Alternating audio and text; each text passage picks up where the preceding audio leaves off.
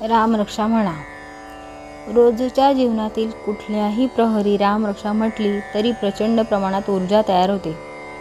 जी स्पंदने रामरक्षेतून जागृत होतात ती दाखवण्यासाठी कुठल्याही चष्मा किंवा भिंग उपलब्ध नाही, परंतु स्वानुभव या एकमेव साधनातून याची प्रचिती येते. घरात एकटे आहात, रामरक्षा म्हणा. कुणी आजारी आहे, त्याच्या बाजूला बसून रामरक्षा म्हणा. प्रवासात आहात, रामरक्षा म्हणा. रस्त्यावरून एकटे जात आहात, रामरक्षा म्हणा. पहिल्यांदाच प्रेझेंटेशन देणार आहात, रामरक्षा म्हणा.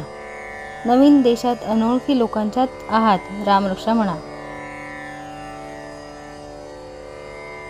कुठल्याही संकटात असाल, फारच निगेटिव्ह वाटत असेल, आपल्या आवडत्या व्यक्तीशी भांडण झालंय, खूप वाईट वाटतंय, रडायला येतंय, एकटं वाटतंय, रामरक्षा म्हणा.